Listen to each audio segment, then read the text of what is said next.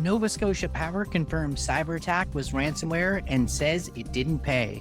Crypto investor charged with kidnapping and torturing a man in a New York City apartment. New record-setting DDoS botnet that can pummel any company off the internet. And Signal raises alarms about Windows recall snooping on what people thought were private messages. This is Cybersecurity Today, and I'm your host, David Shipley. Let's get started. First up, what may be the most serious ransomware attack ever made public against a Canadian energy utility continues to unfold. Nova Scotia Power, owned by Emera, confirmed Friday that the cyber attack it suffered a month ago in April was in fact ransomware. The attack forced the company to bring a number of customer-facing systems down, along with impacts to other business applications, including HR. Nova Scotia Power has said in early announcements that some data had been stolen. The company confirmed Friday that customer data has now been published to the dark web. The company says it didn't pay the ransom. It said its decision aligned with law enforcement guidance along with applicable sanctions law. For those who aren't aware, some ransomware groups have already been specifically called out with sanctions, particularly by the US government. Paying ransoms to sanctions groups can get you into a world of legal hurt. The attack didn't impact its energy generation or distribution operations. However, it has disrupted Nova Scotia Power's business operations for weeks. In March, Nova Scotia Power filed a request to spend $6.8 million more on cybersecurity over the next few years. They'd already spent $1.7 million of that amount between 2023 and 2024. But apparently, it was either not enough or not fast enough to prevent this incident. A key question raised by this story is this: do utility regulators have the skills to scrutinize cybersecurity investment and preparedness for critical infrastructure firms they regulate? Do they even have the legislative mandate to ask questions about cybersecurity? And the attack is yet another reminder of Canada's lack of serious national cybersecurity critical infrastructure laws. All eyes in the cybersecurity community will be on Ottawa this week as Parliament resumes to see if cyber is on the radar in what's known as the speech from the throne. As a bit of Canadian trivia, the speech will be read by King Charles in person. This is only the third time in Canada's history that the sovereign has done so. Wouldn't it be great if the king told us to clean up our act and get some cybersecurity legislation in place? Okay, that's not how it actually works, but one can dream, can't we?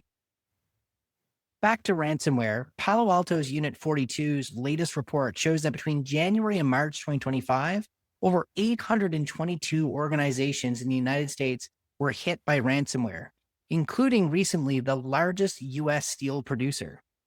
Canada came in second, but a distant second with 88 victims. Now, we're about 1/10 the size of the US, so 88 sounds just about right proportionally. But it is a bit scary to see that Canada is second to the United States.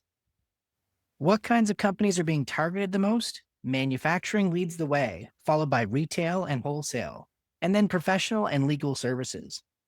And remember, these aren't just digital attacks. They're economic body blows to sectors that keep our society running. Now, there is some good news to report on the ransomware front. Europol just wrapped up something called Operation Endgame in cooperation with law enforcement around the world. It was a massive global takedown of ransomware infrastructure. And the results? 300 hacker-controlled servers taken offline, 650 malicious domains seized, and over 21 million euro in criminal cryptocurrency assets frozen. Now, this is what happens when governments and policing agencies around the world work together to fight cybercrime. It's a huge win. Now, for the next story, if you have young kids listening, this story may contain some disturbing details. In a shocking case out of New York, a cryptocurrency investor has been arrested for kidnapping a man from Italy and torturing him for his password to his Bitcoin wallet. The victim was abducted on May 6 and was allegedly beaten, electroshocked, and threatened with death over several weeks. He eventually escaped and flagged down a traffic officer.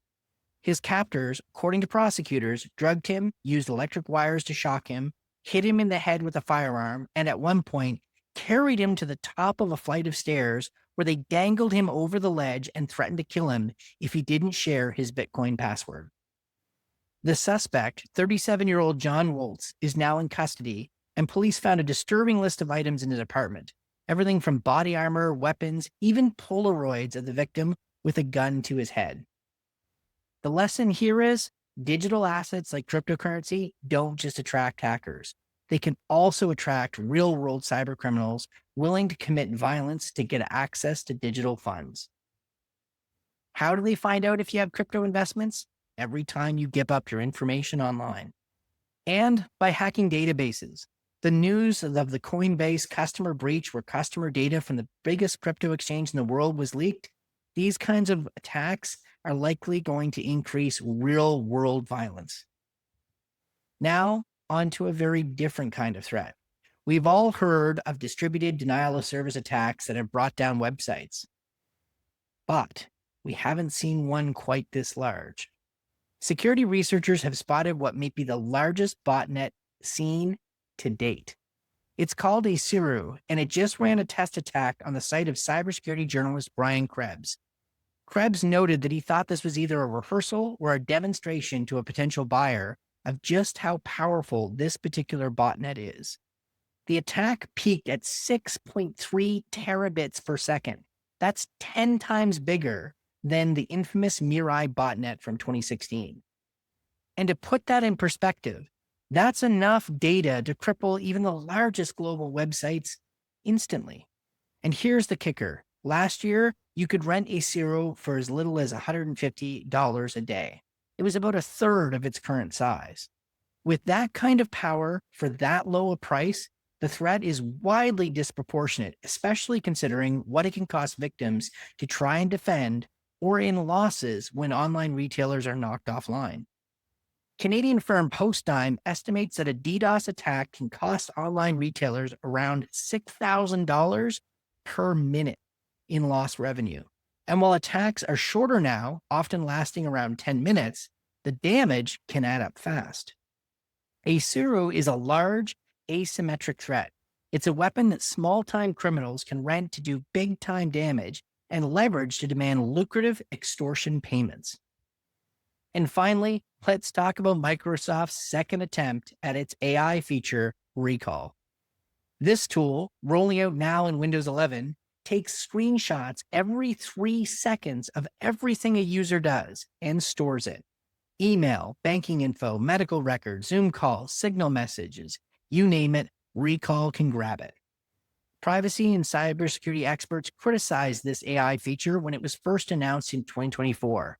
It was pulled, massively reworked, and relaunched. But now, it's not just privacy and security experts raising concerns. Signal, the company behind Signal Messenger, the encrypted app which was mistakenly faulted for being used by US government officials while in reality they were using a clone of Signal software, is now blocking screenshots in its Windows app by default. And here's why. Even if messages are encrypted, anyone who can get access to your credentials and your PC can read them. And it's not just, of course, your messages. With Microsoft's new changes, the tool can still expose private conversations, not just yours, but the ones that other people who never consented to this feature can now be spied on. Security researcher Kevin Beaumont tested Recall himself last year and again recently. He found that it was still capturing sensitive data, including credit card details, and that the database could be unlocked with just a fingerprint or a PIN. That's not security. That's a treasure chest for hackers.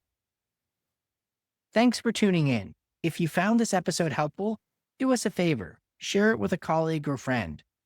The more we talk about these issues, the better chance we all have of preventing incidents and fixing problems. Until next time, stay sharp and stay safe. We're always interested in your opinion, and you can contact us at editorial@technewsday.ca or leave a comment under the YouTube video. I've been your host, David Shipley, sitting in for Jim Love, who will be back on Wednesday. Thanks for listening.